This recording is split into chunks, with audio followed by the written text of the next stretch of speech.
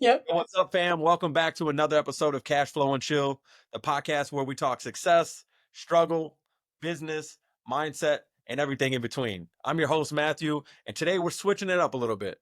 We're turning the mic around and diving deep into the story of my incredible co host, the one and only Maryjean. Hey guys, excited to share my story with you and kind of give you an insight on what it's like being a mom in this space. Awesome. Yeah, today I just wanted to really shine a light on you, MJ. I know behind every strong brand and every powerful mission, there's always that one story, and I know that you got a powerful one. Why don't you take us back from the beginning and let us know how it all started? Yeah, so I grew up with a dad who worked at a factory his whole life, right? He was a 9 to 5er, Monday through Friday, never missed work, hard worker. And then my mom was a stay-at-home mom. I played a lot of sports, but I still like had that other drive in me. And I remember around like the age of like 13, I started wanting to make money. My dad used to actually pay me to go on rides with him. So he actually taught me money at like a really young age and how to like work for it and earn it. But it was like super easy. What kind of drives or what was it? So my dad used to like buy, well, he still does actually. He's a hustler too. He's a hustler. He buys stuff on the internet and then flips it. Or he'll buy a car. So like we drove to like Louisiana one time and he'd pay me by the hour to go with him just to drive in the car. We'd go find golf balls in the wooded area and he'd pay me for that. But yeah, he was always finding a way to like teach me about money, teach me about working hard. He just was kind of teaching me the standard way, the way he knew. And I remember at like 13, I started wanting to work, and a friend of mine started working at a local restaurant.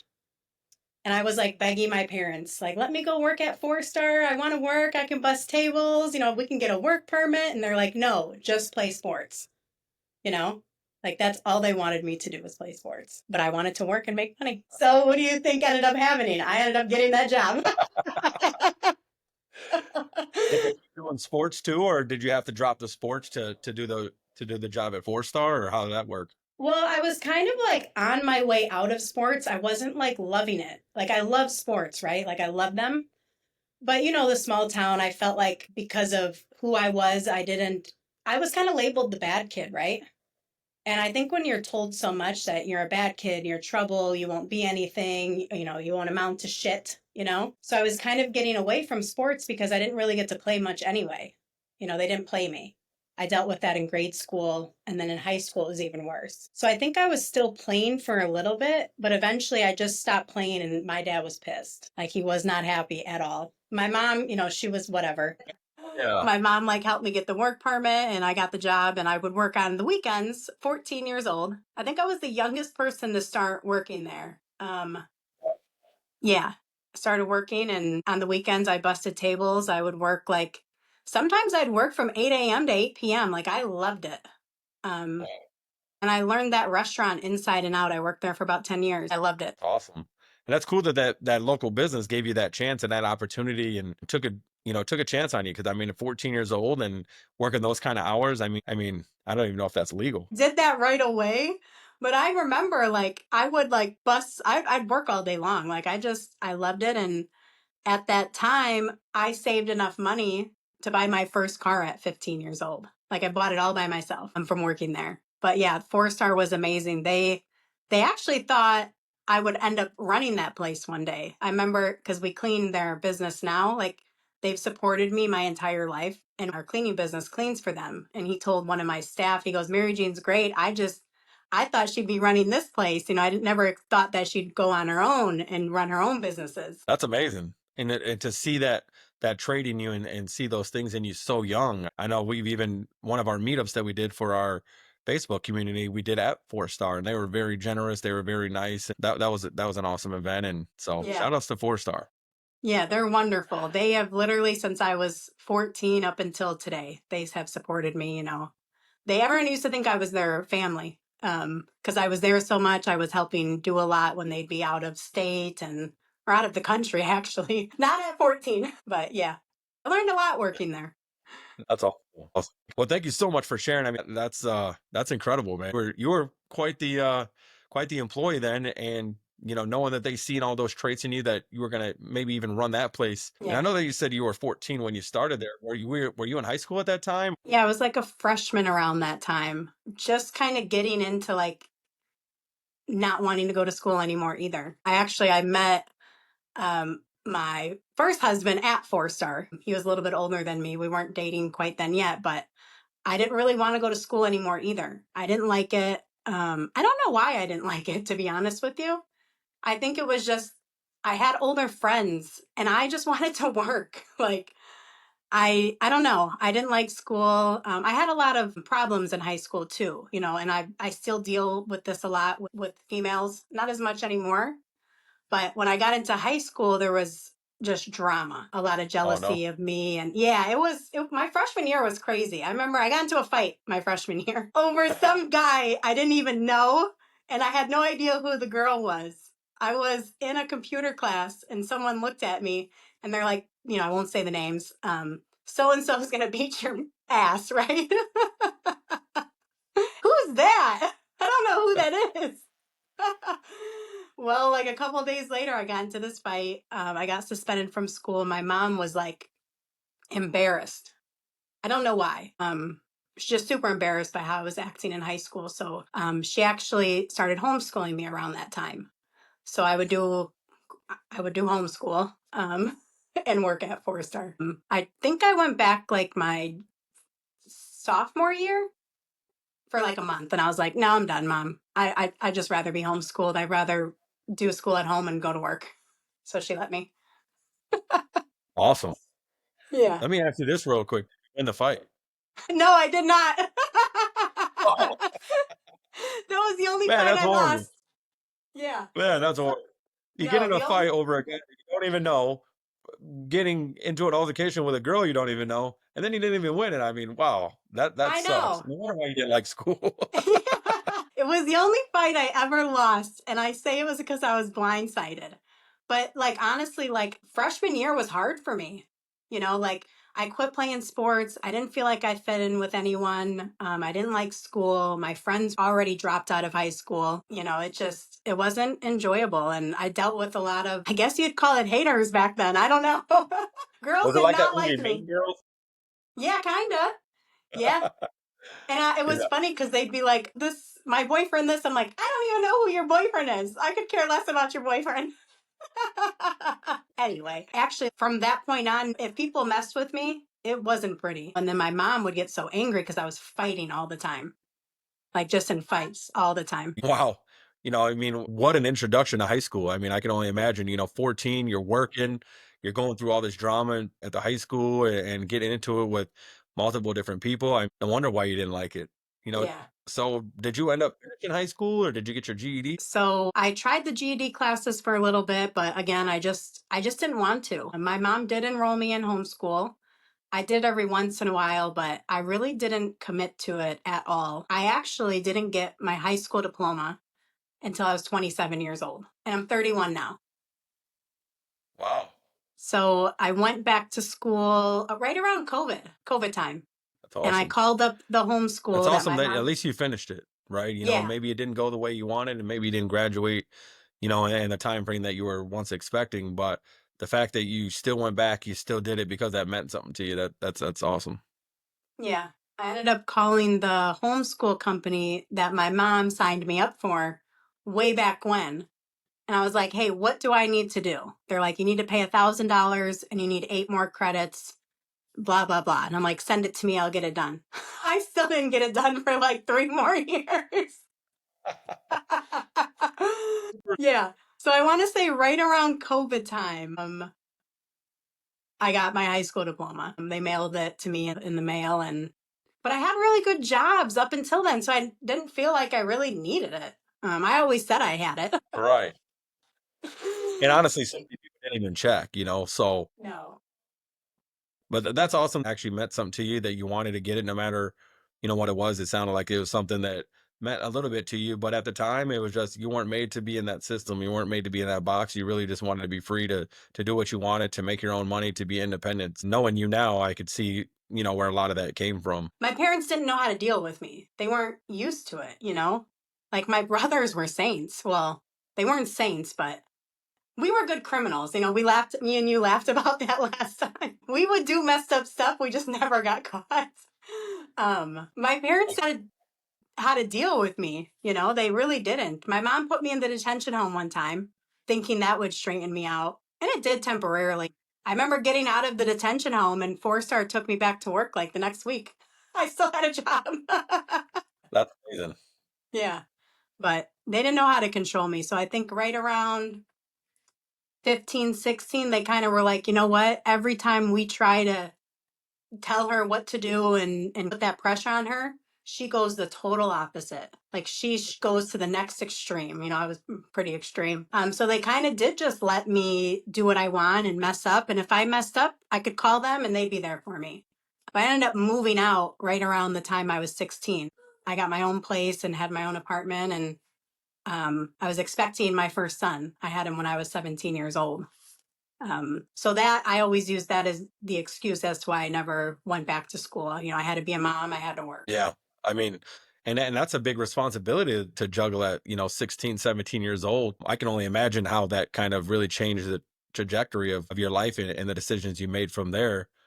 Dive into a little bit about how that was like being so young and being a mother and being tasked with not only living on your own, but, having a child and being responsible for raising them and still growing you know, growing on your own and still being a child yourself. Yeah, it wasn't easy. I got married when I was 17. I married Fernando's dad, and he asked my parents to marry him because he wanted to go into the military.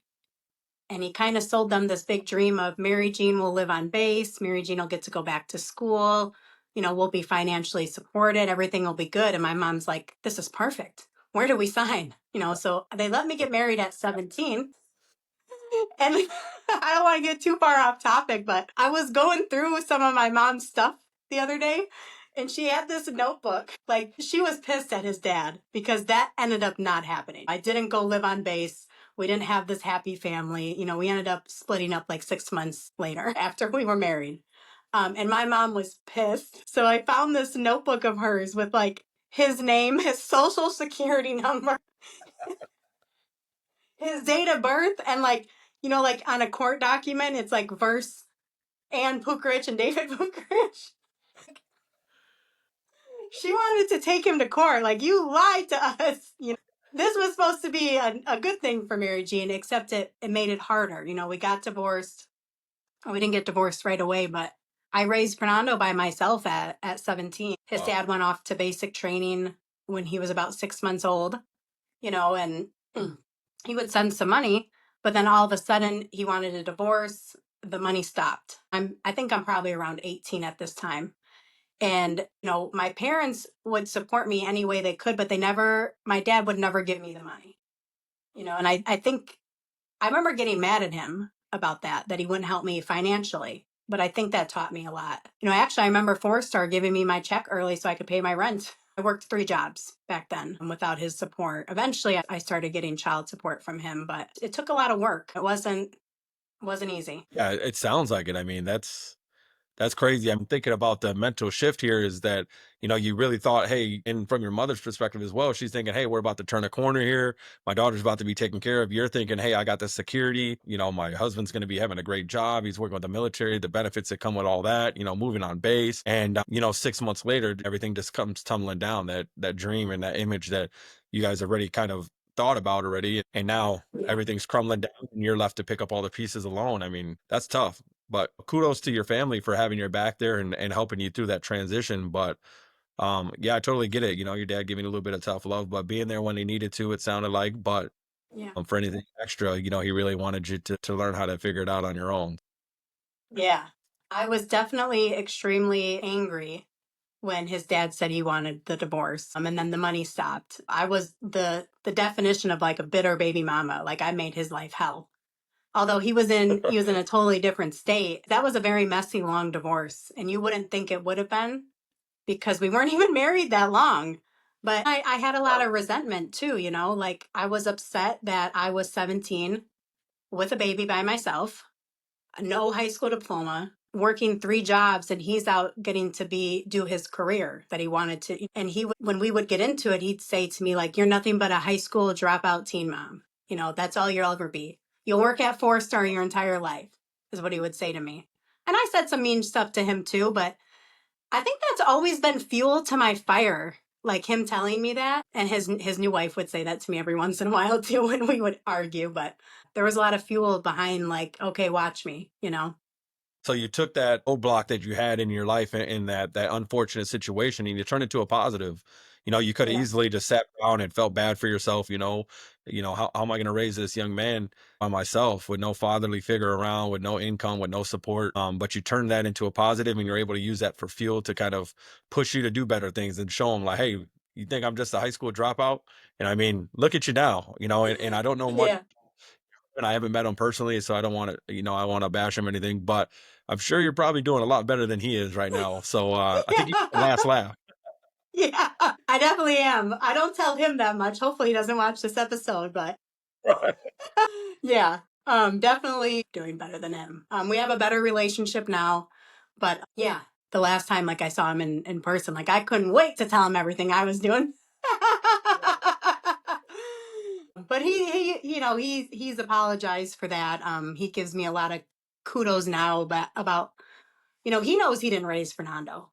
That Right. was me and my mom. I used to joke my mom was my baby daddy.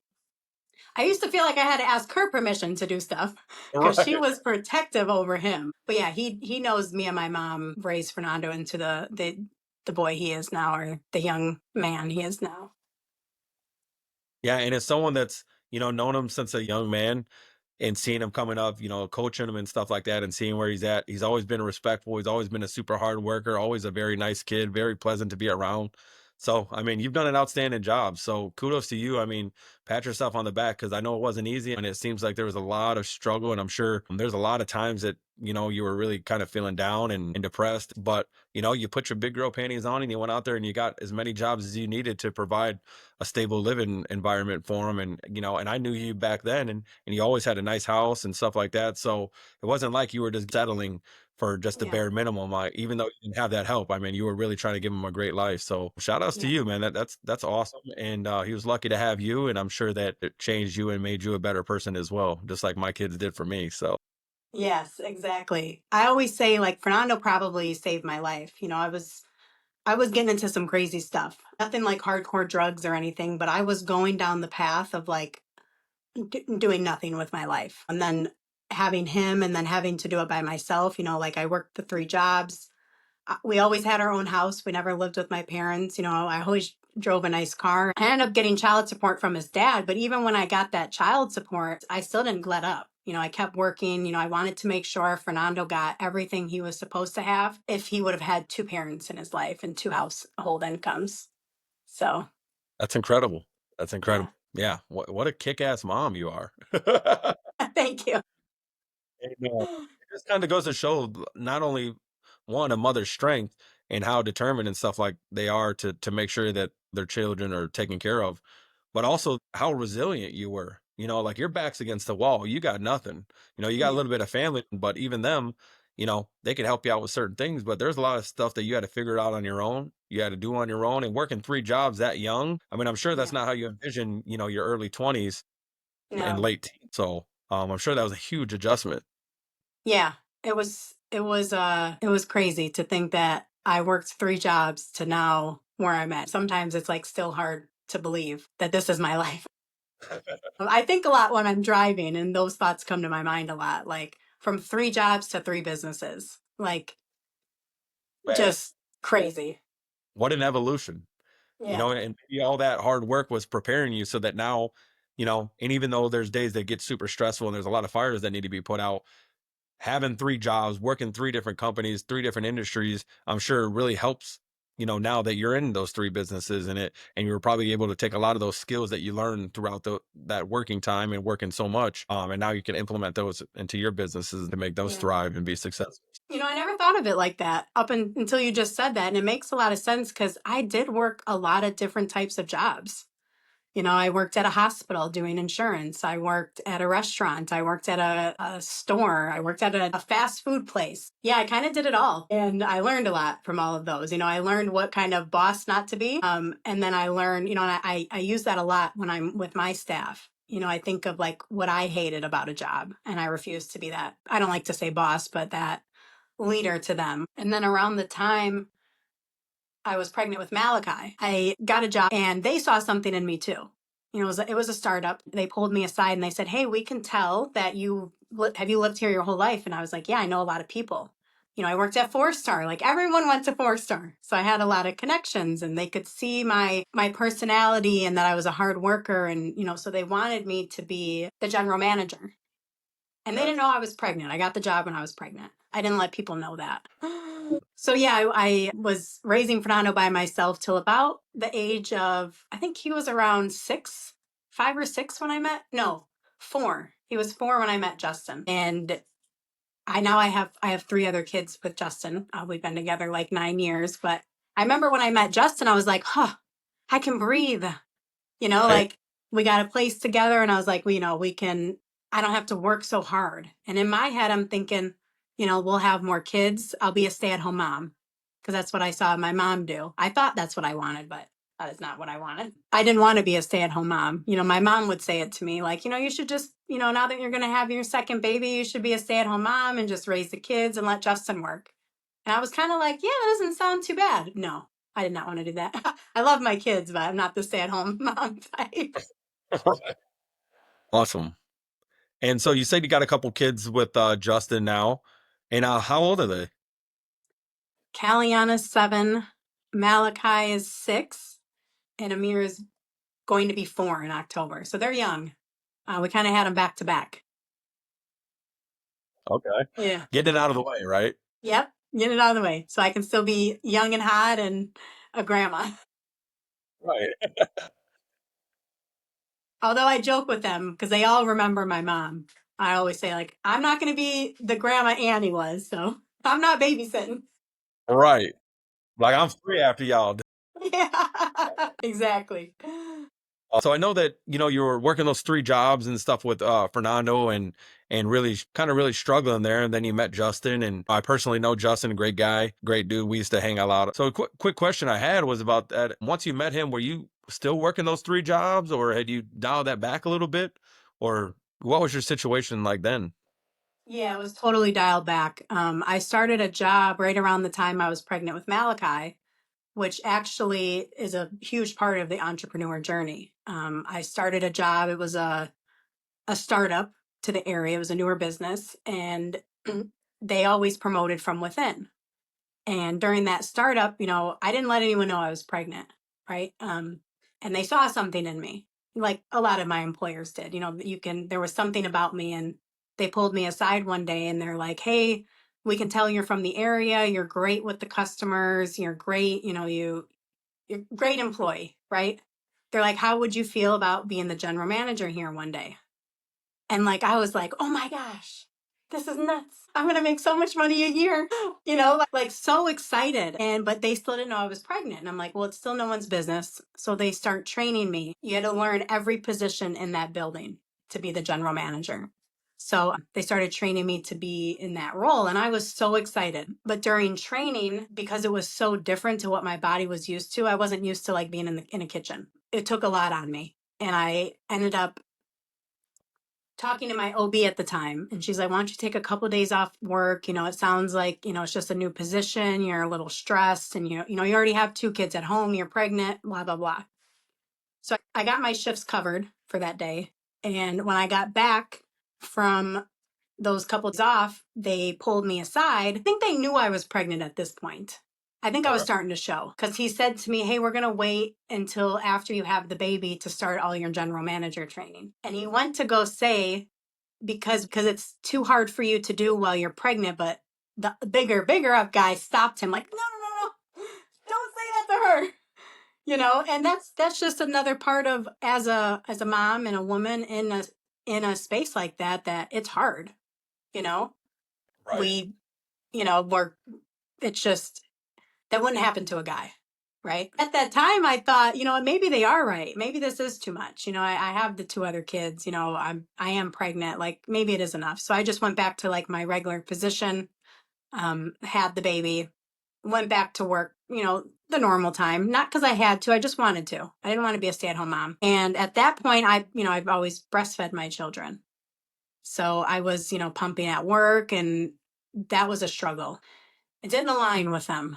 I had to kind of fight to be able to pump and have a full-time job. I remember them cutting my hours back. And when I asked why, they said, well, because in the mornings when you have to go pump, it affects production.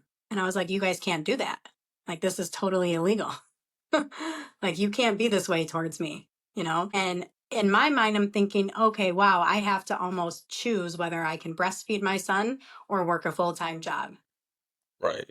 And I will not breastfeed my child. So I stuck it out for a little while longer, and then I met a friend, and she's like, hey, we have this great job at FedEx. Why don't you come work here? So I ended up going to work at FedEx, and I worked there for quite a while. But that other job is what led me into entrepreneurship, because I ended up suing them, going through, the courts, because it wasn't fair. And a lot of it was, if I didn't have, I think of like back to when I was 17, right? And I needed that job, right? Like I had no other help. And I think of like other young girls or other young moms that could have been in that position that probably would have stopped breastfeeding their child to be able to continue to have that full-time job. And that's what made me more angry. But I didn't get as much money as I wanted to. So I thought to myself, how do I turn this money into more money? So that's when I bought my first business. Awesome. So if I'm understanding this correctly, as you're sitting there, you're trying to pump and you're just kind of battling with this job, or, it's kind of like they're giving me an ultimatum without telling me this. Is that when you're thinking, if I was an entrepreneur, this wouldn't happen? Or is that really just kind of transitioning your mindset out of the, hey, you know what? I don't know if I want to be an employee for life. Is Yeah. that really where the mindset transition started happening? Or was that a little bit later on? Or if you could just walk us through that transition into your entrepreneurship from FedEx and that situation and moving forward. It still was a little bit later in the journey, because obviously I went and I worked at FedEx, and I actually went a whole year before I even thought about suing. No, the mind shifts, the mindset still didn't shift then. All I did was just go get a better paying job. It was a Monday through Friday job, kind of like what I watched my dad do. And I remember saying to myself, because my parents were saying it to me, was, oh my God, this is such a good job. You'll be able to retire from here. And I'm like, oh yeah, that's not too bad, there's a lot of people that have worked here their whole lives and are getting ready to retire. The mindset of entrepreneur still really wasn't there until about maybe like a year later when I got the money. And I was expecting to get so much more, because the position that they kind of took from me due to being pregnant and it needing to pump was like $100,000 a year. And I'm thinking I'll get a lot more money than I got, because I feel like they took so much. Like back then, $100,000 a year was, you got to think I'm young, I have kids, and that would have been a good paying job for my family. And I remember when I got the payout, and I was like, oh no, this isn't enough. Right. So I let it sit there for a while, and I'm thinking, how can I make this money turn into more money? So that's what I did. That was around the mindset shift of, I have to invest this money. I have to find a way to make more money with this. And that's when I bought my first business. Awesome. And Yeah. what was that first business? So it was called, well, we still have it, Sure Step. So it was kind of a franchise, but it was more so buying into a distributorship. I remember me and Justin were in separate rooms on our laptops, like looking up franchises to buy. And it was between that one and another one. So it was a non-slip business. You paid $25,000 to get rights to be able to distribute their product. Obviously, they gave you product with it, but it was a non-slip business that we first started. Oh, nice. And Yeah. how did that business go? How's that journey been? Was that a very lucrative business? Was it easy transition? I know everybody that thinks, everybody that starts a business, they just think, oh, automatically you're a millionaire and you're making all this money hand over fist and stuff like Yeah. that. What did that journey look like for you, especially being your first, entrepreneurial journey, and you pretty much went all in? You took all this settlement money and just put it in this and saying, hey, this has got to work. Yeah. Also, Well, I still stayed working at FedEx. So I would work FedEx, and I would rush, because you had a certain amount of packages, and I would rush to get those off so I could work the business in the afternoon. And it was a lot harder than I thought it would be. You know, all these employers talk about safety's number one, safety first, but a lot of them didn't really want to spend the money to make their facility non-slip. We had a lot of good clients, right? That got us, I made my money back from that business. But during that time, I was working at FedEx and it really wasn't picking anything up. I wasn't like generating a lot of money. I remember our first job was at the Peru YMCA for, no, that was our second job. Our first job was a pizza place for $500. I was ecstatic. I was so excited. Oh, yeah. And then it started kind of picking up momentum there. But I remember everyone kept telling me because I wanted to quit FedEx. I wanted to quit and I wanted to go all in. And I think Justin had a very good paying job at the time. So I think I was one comfortable because of that. But everyone kept telling me, don't quit your day job until your business can make more money and take over your income. And I listened to it for a little bit, like maybe like a week or two. And I kept telling myself, why am I taking advice? No knock to them. Why am I taking advice from someone that's never even been in this position before? Like, and of course, my business isn't going to make more money for me than my main job because I'm spending more time at my main job.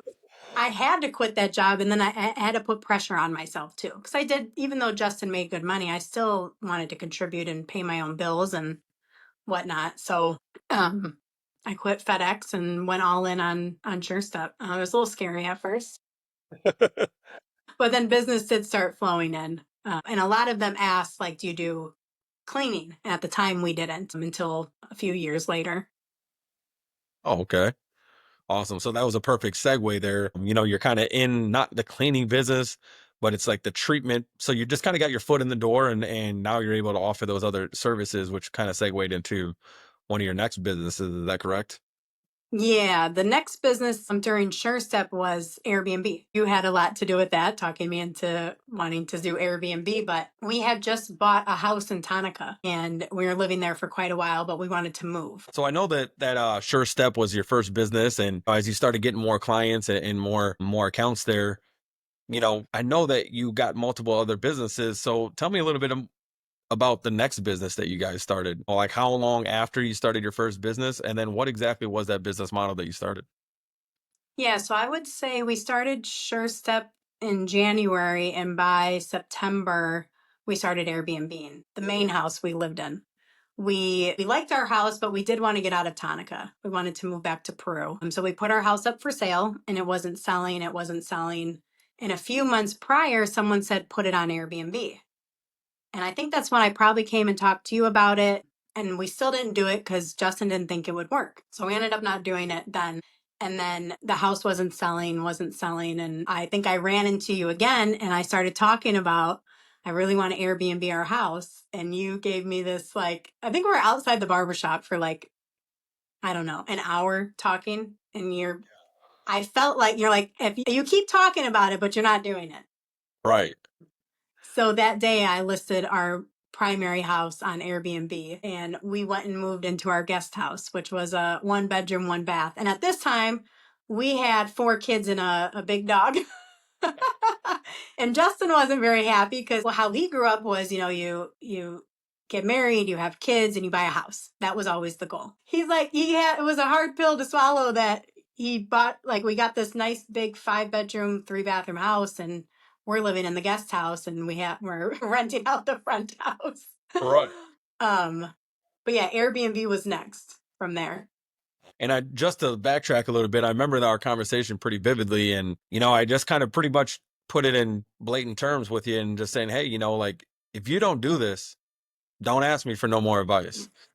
Because you got to do it. And there was a perfect opportunity. I know the kids were about to be out of school for a while. And so this is like going to be one of the last weekends that was really going to take off. So, I mean, that just shows a lot about, your dedication and your belief in it, because you got everybody around you saying, don't do it. I mean, even, the guy that you're essentially is going to be your husband one day, and father of your children, he's saying, no, this is not a good idea. So not only are you dealing with the internal struggles, I'm sure that created some conflict. And the fact that you had all these people pushing you away and saying, no, no, no, you immediately took action. you immediately Yeah. got uncomfortable. And I know there's a lot of sacrifice. And if you want to go into it, awesome. If not, no worries. But I know there's a lot of moving pieces behind that decision and a lot of things that needed to be done in order to do that and in Yeah. a very small window of time. And Yeah. just to know that you did that, I mean, that was really gave me a lot of respect for you and made me want to do more business with you in the future because I seen that you were a go getter, that you were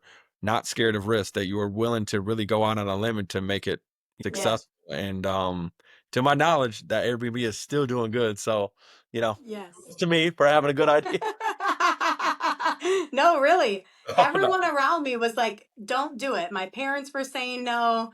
Friends were saying no. I was you and one other guy that I knew. My friend was dating him at the time. He was like, do it, do it. And I'm like, well, what's he know? But when we left the barber shop that day, I get in the truck and we're heading to Jimmy John's in Spring Valley. And just, I'm like on my phone, like, don't know what I'm doing. I'm creating an Airbnb account. I'm taking the photos from the listing from the realtor and uploading them. That's And the photos have all of our personal stuff in it. And Justin's like, what are you doing? I was like, nothing. And I keep doing it. And then he said again. And by the time I was done setting up, I was like, hey, I just put our house on Airbnb. He's like, what? And the house booked the next day. let's And I go. didn't have the house ready. We still lived in it. I didn't know how Airbnb worked. And I remember calling Justin at work and I was like, oh my gosh, the house booked. He's like, you have to cancel that reservation. I'm like, I don't even know how. But and then it ended up booking again. And the first reservation was just the lady asked if she could rent a room, rent a room at the house. And I'm like, all right, why not? So me and my friend went to Walmart that night, got the extra bedroom we had in that house all ready for her. And we actually stayed at the house while our first guest stayed. It was a single lady. And we had to like rush after that reservation to get all of our personal stuff out. I had to tell my brother he has to leave the guest house because we needed to go live there. And all of us lived in the tiny. My mom used to get mad actually. She's like, "You guys are living over here like sardines." She wasn't happy. She was not Right. happy. But And so what were those conversations like? I mean, every your friends, your family, I mean, even your spouse at the time is telling you, "Hey, don't do this," or "Hey, what have we done? Like, is this the right idea?" Like, were you just, just blindly having faith that this was going to work? Or like what kept you motivated when everybody just kept doubting you and it was kind of giving you pushback on this? I think because people have doubted me my whole life. And I think when someone tells me it won't work or you can't do this, it's like, watch me. Now I got to do everything in my power to make this work. So I think that's always been my motivation. I think back to even growing up, like I can't remember what teacher it was, but I remember a teacher telling me like, "Hey, prove these people wrong." And I'm like, what are they saying? And he's like, they're saying all you'll be is a young teen mom and a dropout and you won't really be anything. So I think when everyone was telling me, because no one wanted me to buy the Sure Step either. Wow. My mom and dad wanted me to put it in the bank and save it. So I think when someone tells me something won't work or you can't do that, I take everything in me to show them it will. There's like this toxic trait about me. I don't know. Like, oh, really? Watch. Right. I love that. And Yeah. you know what, that it makes a great point because there's so many people outside influences that, and I'm sure that everybody was telling you this wasn't going to work and stuff like that. It was with good intent, but they just never had started a business. They didn't know how to operate one, so they didn't see themselves doing it. And Yeah. sometimes people push their own beliefs of what they could actually do or if it would work for them onto us and really try to force that home because they love us and they care for us. But Yeah. essentially, what that's doing is really diminishing our success in our growth. So kudos to you for really just pushing through all that, and willing to go through it, willing to struggle, willing to just figure it out. Because even though I'm, one of the ones that told you to go for it, there was still some things that you need to figure out just by doing it, like Yeah. how to set it up, how to decorate it, how to list it. I remember we had many talks, many different conversations about the pricing and credits and refunds and how to really kind of Yeah. manage all the stuff that goes with that. So it wasn't just a, seamless and easy where you just threw it on there and now you're an instant millionaire. I know that there's a lot of trials and tribulations, but the one thing about you is you just keep going. You Yeah. just keep figuring it out. And that's what I love about you. You are so driven. It's unbelievable, and it just shows a testament because how you did with your kids. I mean, it all prepared you for this moment. All the things that you Yeah. went through, all the doubt, all the naysayers, all the haters, everybody was counting you out, saying you wouldn't do this, you wouldn't do that. And I mean, just look at you now. I mean, you were just freaking killing it. You went Yeah. from all the girls in school were hating on you to now you're inspiring all the women out here in the Yeah. world that they can do it and stuff like that. So that's remarkable. I love it. Yeah. Thank you. I remember I when I had that first article in the paper, when someone came to me, they published it and I didn't know when they were going to publish it. And I saw a high school teacher at the gym. And he came up to me and he's like, "Hey, Pookrich," that was my maiden name. He's like, "I saw you in the newspaper, but it wasn't in the police reports this time." And I'm like, "Oh, yeah, I'm doing this." I couldn't wait to tell him all the stuff I Right. was doing because he used to kick me out of his class all the time. He used to, yeah. Um, and then I Yeah. ran into another high school teacher and he saw me and he's like, "Wow." He's like, "I would have never thought, you'd be doing what you're doing."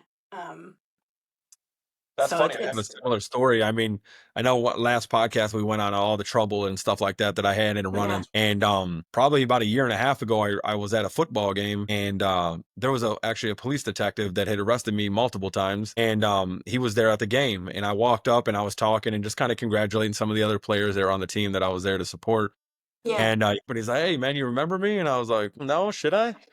And then he told me who he was, and I was like, "Oh, dang, I do remember you." And he's like, "Man, I just wanted to say I'm super proud of you, and everybody down at the precinct, we're all proud of you, like seeing where you came from, like you've matured so much and all the things that you're doing, man, just keep it going." And, yeah, even though we don't necessarily like crave that kind of, that feedback, once we get it, it is it is pretty cool, like just knowing that how far we came around. They already had our success mapped out or had our life mapped out of what they thought we were going to be. And now we've able to turn that pain, all those tests into now our testimony and really to be able to help serve others too, So, yeah. um, that's awesome. Yes, it's quite amazing to even think like where we were to where we are now. And we're not even close to being finished. But I think when, yes, just getting started. Yep. Awesome. Well, let's get real for a second. I know we talk a lot about success, but not always about the sacrifice. And I just wanted to ask you, what was one of the lowest points you hit while chasing these dreams? And how did you get back up from it? Ooh, that's a good one. Trying to test you a little. Yeah. It's crazy because I would say about a year ago, because after the Airbnb business, we started a cleaning company. And that was because a girl I knew at the time that was wanted to get into Airbnb, wanted to start a cleaning business. And I was just going to be her first client and help her out and kind of, she didn't really know what she was doing. And it ended up turning into like totally different. But about a year ago, the cleaning business that I now run on my own was being a headache. It was just straight headache. And I was ready to give it up. I said to Justin, I was like, "Dude, if things don't change in the next month, I'm done with the cleaning business." It was, staff was hard to deal with.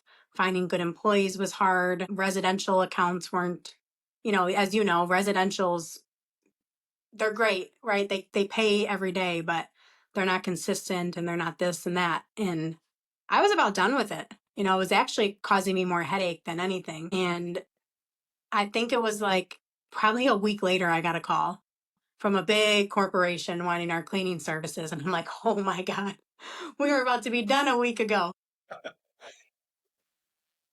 Okay.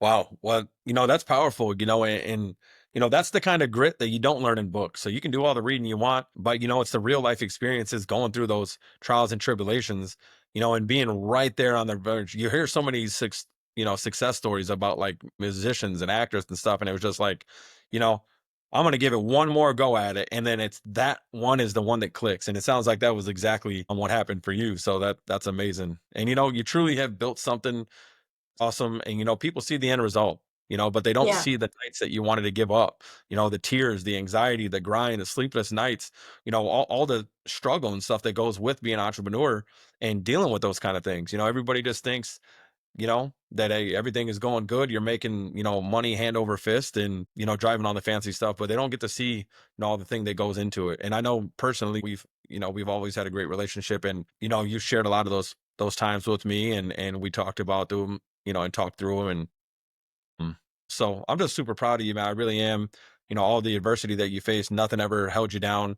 There was times where, you got tested and stuff like that, and you always got back up. You always kept going at it. And so I'm super proud of you and your resilience. Thank you. Yeah.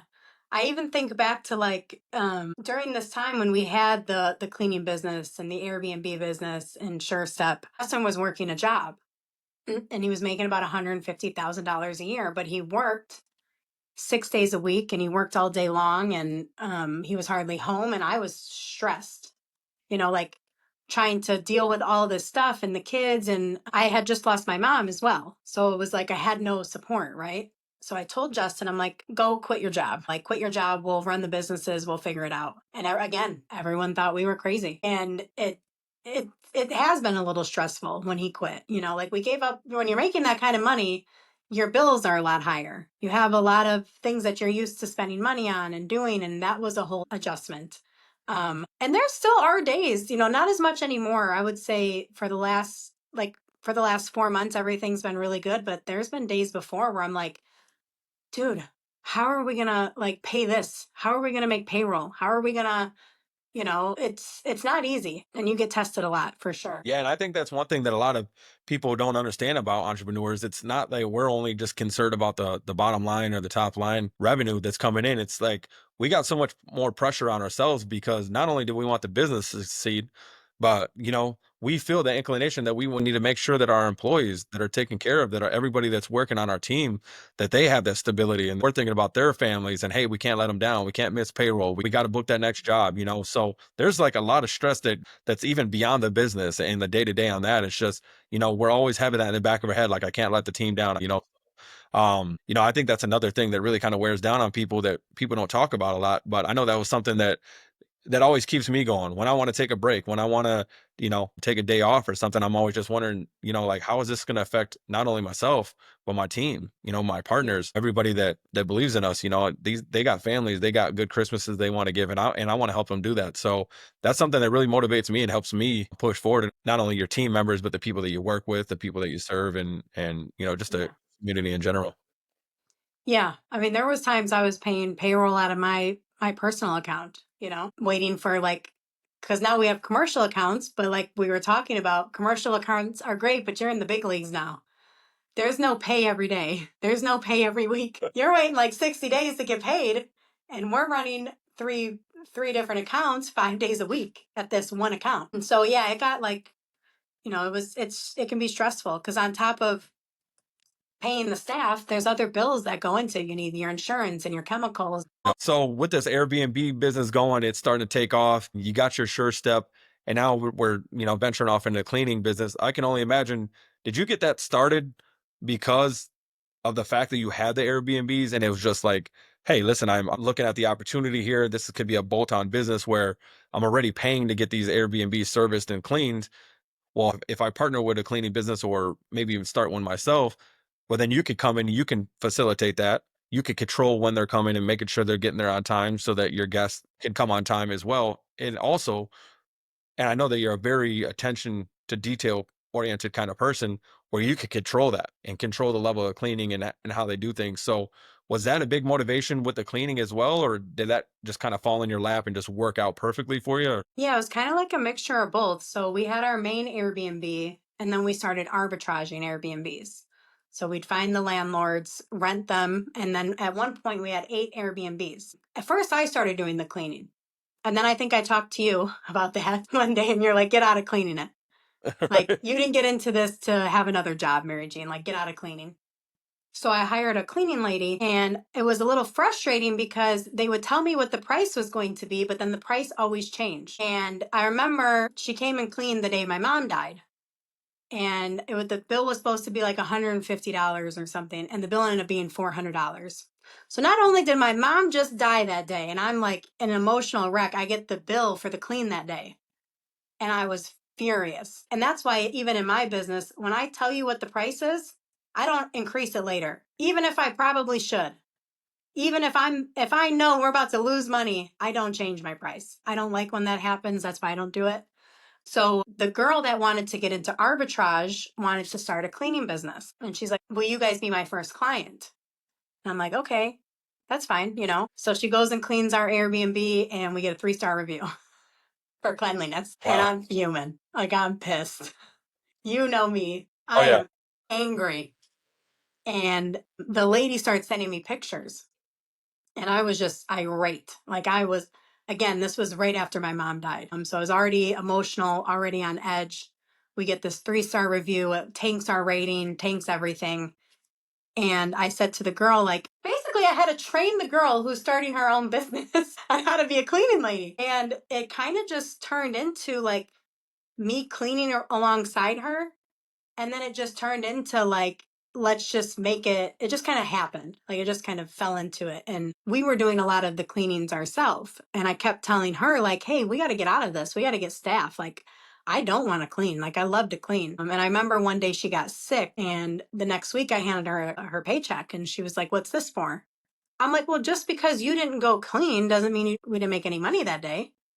And it kind of like a light bulb went off in her head. And I'm like, see, this is what I was saying. Yes, we'll make a little less, but we don't have to work to get the money. So then we started hiring staff and grown, but that was short lived. We just were two different people. I like everything to be perfect as it can be. And I put a lot of pride into if my name's on it, it needs to be held to a higher standard. So we ended up separating and I still kept the business, but I would say the cleaning business has been the hardest on top of all of this. But now it's the most profitable. Nice. Nice. Funny how it works out like that. And I know that, Yes. at one point I was, into the cleaning space as well, and, Yeah. just wasn't for me. It really wasn't. The margins weren't there for me. If it was Yeah. commercial, maybe, but the residential, they're too picky. There's not a lot of margin. There's not a lot of meat on the bone, so things can go wrong too quickly. Yeah. It just wasn't for me, Yeah. but I'm so glad that, it's working out great for you guys. And that's awesome that you guys are getting these big contracts and stuff like that. And I know we've Yeah. talked a lot behind the scenes about your journey and stuff like that, and where you've came from, and what you've overcome. And I know that personally, we don't have to dive into it, but I know that it wasn't the easiest separation from that business. So, facing all that adversity with, that partner there, you could have just, wiped your hands of it and say, you know what, I'm done. This is my opportunity to just get out, have a clean break. And and nobody would have blamed you. Just another instance of you being resilient and then getting to the point where you're almost ready to bail on this business, right? Yeah. 1 week out, and then the universe rewards you. It rewards you for your consistency. And that's one Yeah. thing that I've always taken from you, is that nothing's going to push you down. It's really going to have to be a series of setback after setback before you even start to falter, because Yeah. we've worked together plenty. And just seeing that you're always willing to do whatever it takes to make sure the client is happy. And that's something that I do in my own business, and something I take Yeah. pride in as well. I'm willing to lose money on the deal and not upcharge them, because I made that commitment up front, right? I'm not Yeah. going to be the contractor that goes there and sells you the job at 5 grand and then hits you with another 15 grand worth of change orders afterwards. I'm the professional. You're trusting me as the professional. If I underbid it, well, now I'm going to, analyze my numbers. We're going to make a little pivot, and we're going to adjust the pricing so that it doesn't happen again.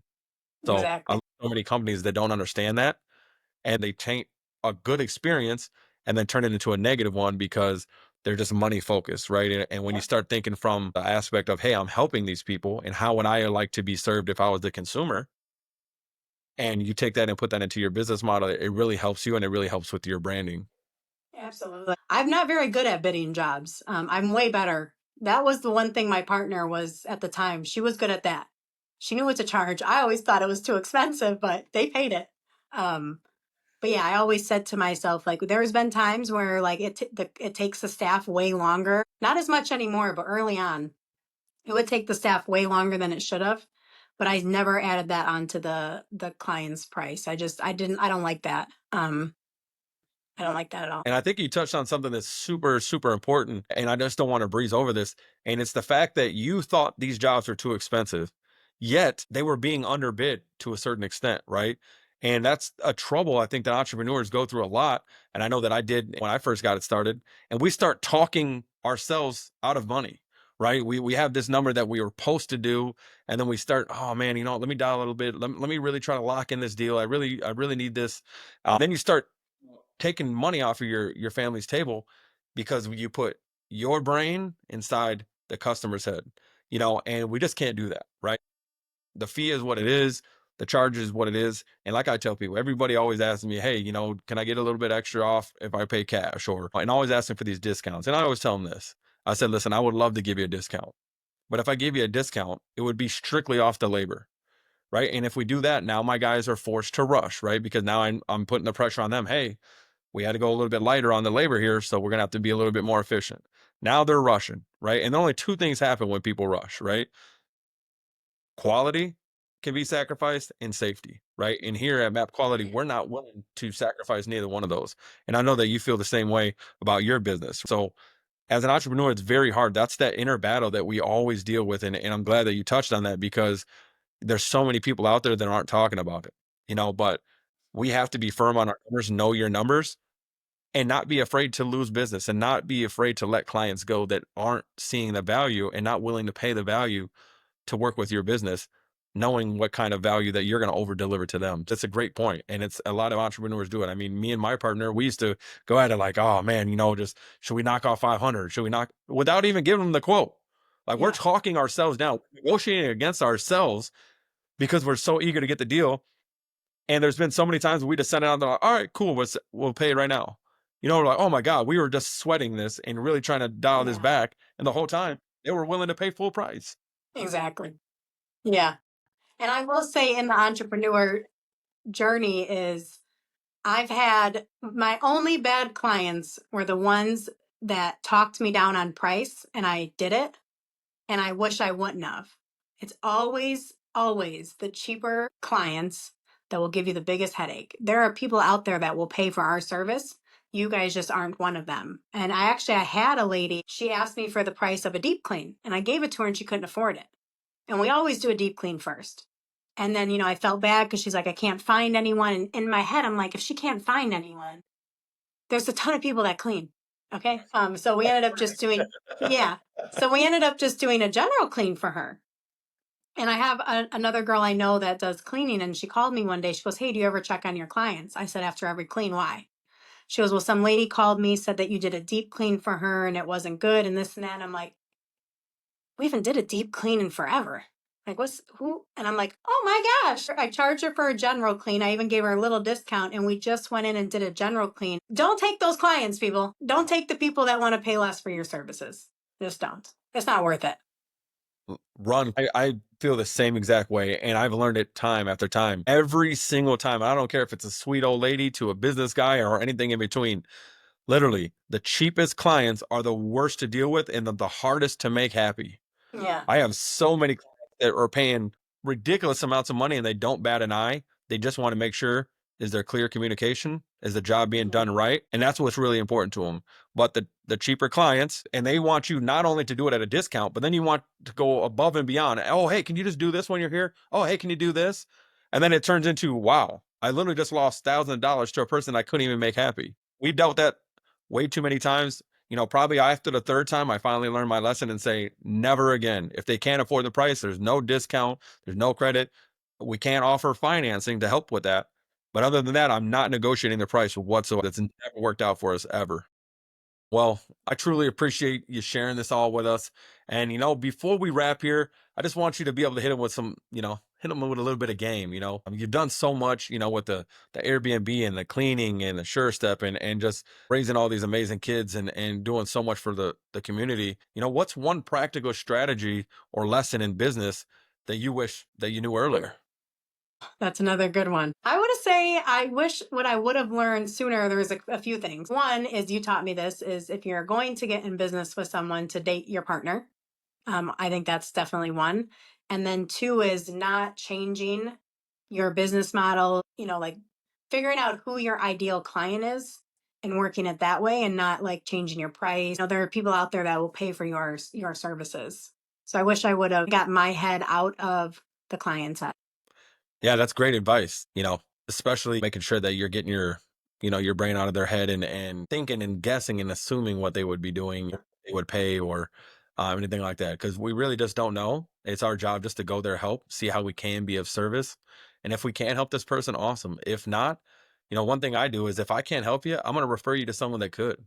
Like I'm still going to be of value to you, even if I can't make any money off you or anything like that, because it's more about me building meaningful relationships. And when they say, hey, you know what, I couldn't afford to go with that guy, but you know what, the guy was sturdiest enough to give us a good reference, and the situation still turned out well.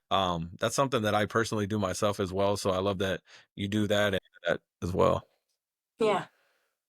Right. Well, last one for the road. I promise is the last one. All right. So what does cash flow and chill mean to you now after everything that you've been through? Yes.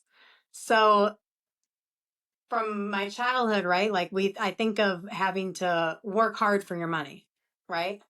You put in time for money. That was kind of what I grew up knowing. Where now in my head, I think of it like I never want to be in the position again of having to trade my time for money, having to choose what's best for my family over money. So cash flow and chill would be to me is just figuring out how to make that passive income, how to create different streams of income and cash flow and coming in, and then just being able to enjoy your life. You think of like certain people that make a ton of money, they don't spend a lot of time on the business, and then they spend the rest of their time doing things that they enjoy and that they love. So cash flow and chill to me would be exactly that. Find a way to create different streams of income, and have your cash flowing for you without having to trade your time for money and just chill. Love it. Man, Yeah. if that didn't hit your soul, you might want to just run it back. MJ, thank you so much for being real and for being raw, and for showing people that truly, no matter what you've been through, it's possible to rise. And to everyone listening, if you got value from this episode, please do us a favor. Subscribe to our YouTube channel, leave a comment. You know, you don't know how these little things make such a big impact for us, and help us share this with other people that could get value from it or they may need to hear this. Also, if you listen to us on Spotify, please leave a review and share it with somebody who needs to hear it. You know,